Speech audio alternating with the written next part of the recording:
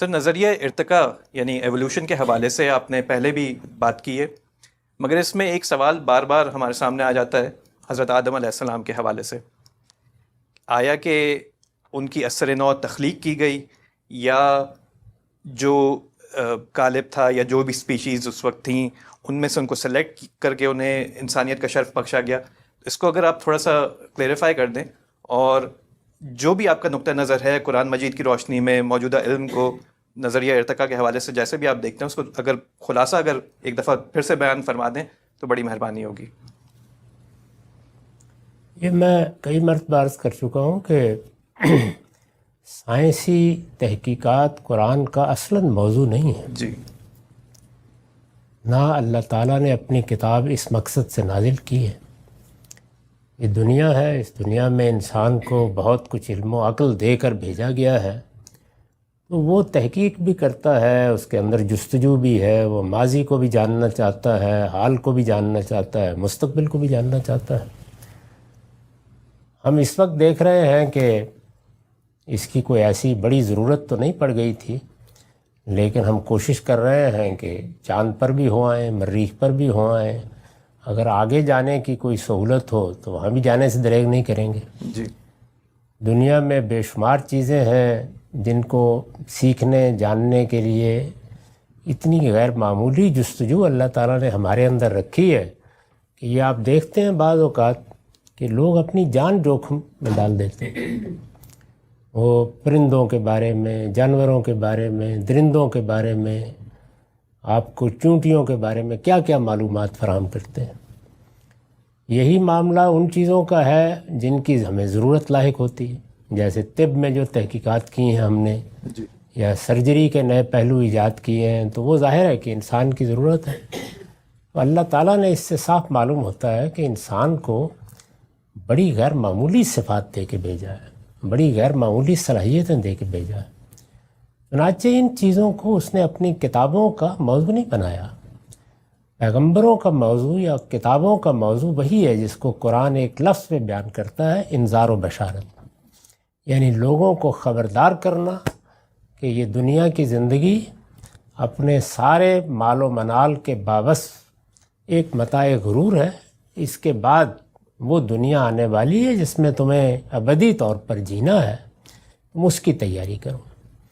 اصل موضوع یہی ہے. اس لیے جو لوگ قرآن مجید سے سائنس برآمد کرنے کی کوشش کرتے ہیں وہ ایک غلط کام کرتے ہیں. یہ نہیں کرنا چاہیے.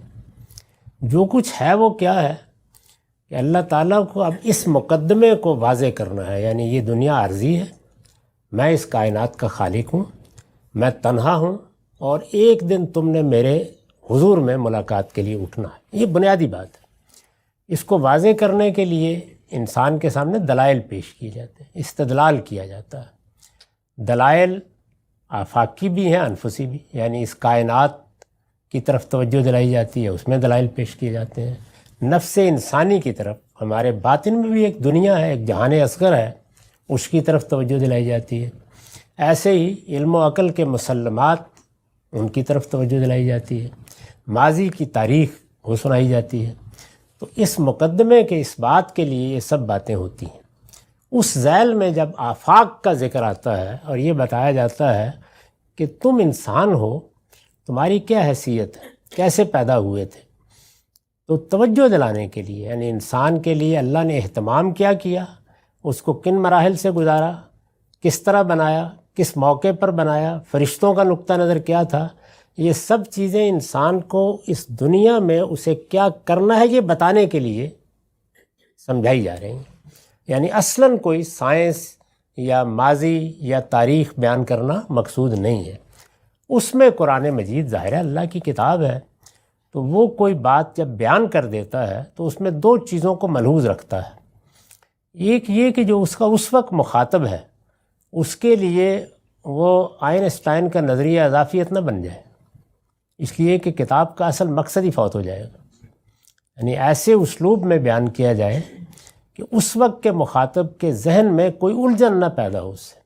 یعنی اس کے لیے وہ ایک سادہ علم کی جگہ رہے، لیکن اللہ بیان کر رہا ہے تو بیان ایسے کیا جائے کہ حقیقت کے خلاف نہ ہو. یعنی دونوں چیزیں اس میں ملحوظ ہوں، اس میں ہمیں بھی بعض ضمناً معلومات حاصل ہو جاتی ہیں۔ تو میں اس طرح کے تمام معاملات میں یہ زاویہ نظر رکھتا ہوں، یعنی اصلاً ہمیں کوئی معلومات دینا مقصود نہیں تھا، وہ ضمناً از راہ عنایت اللہ تعالیٰ نے جب بات بیان کی ہے تو حاصل ہو گئی ہیں۔ تو جو کچھ حاصل ہوا ہے اس میں میرے نزدیک زیادہ مواقع پر تو قرآن کا اسلوب بہت اجمال کا ہے۔ مثلاً وہ کسی جگہ یہ کہہ دے گا کہ ہم کیچڑ سے ایک آدمی بنانے والے ہیں، بشر بنانے والے ہیں، کہیں یہ کہے گا کہ ہم نے انسان کو کھنکھناتی مٹی سے بنایا ہے، کہیں یہ کہے گا کہ ہم نے اس کو تراب سے بنایا ہے، یعنی مختلف الفاظ میں بالاجمال بات بیان کر دے گا۔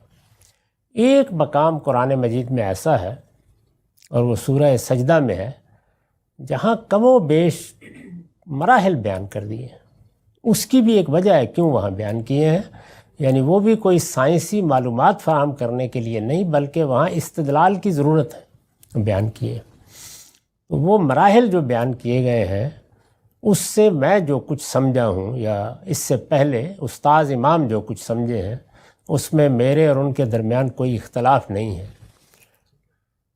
اس سے یہی معلوم ہوتا ہے کہ یہ بات تو ڈارون کی ناپایہ تحقیق کو پہنچی ہے یا ڈارونیت کے علمبرداروں کی کہ اس مخلوقات کا کامن انسیسٹر ایک ہی ہے، یہ تو نہیں پہنچی۔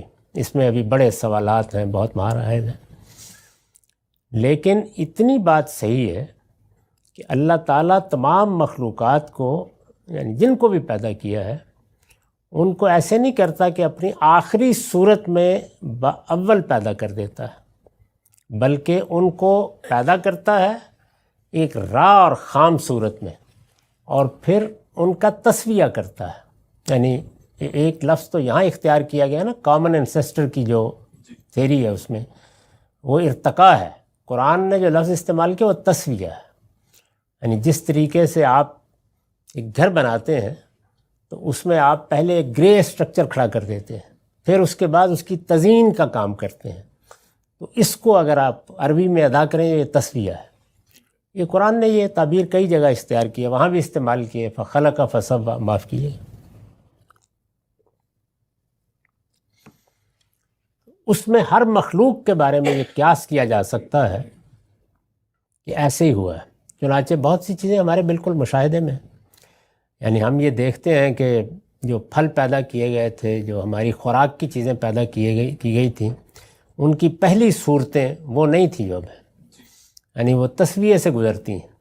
اور یہ تسویہ عام طور پر یعنی اور بھی ذرائع ہیں اس میں ماحول کردار ادا کرتا ہے، بہت سے عوامل کردار ادا کرتے ہیں، لیکن زیادہ تر یہ مثال کے طور پر آپ کے درختوں میں، پودوں میں پیوند کاری سے تسویہ ہوتا ہے، اور جانوروں میں عام طور پر یہ اختلاط سے ہوتا ہے، یعنی پیدا کرتا چلا جاتا ہے اس کائنات کا پروردگار، پھر ان میں سے بعض بہت کامل چیزوں کو لے کر یعنی جو بظاہر یعنی اضافی صورت میں ہوتی ہیں ان کو آپ ملاتے چلے جاتے ہیں، تو ملاپ کے نتیجے میں ایک بریڈنگ کا عمل ہوتا ہے اور اس سے تسویہ ہوتا چلا جاتا ہے، نئی سے نئی صورتیں بنتی چلی جاتی ہیں۔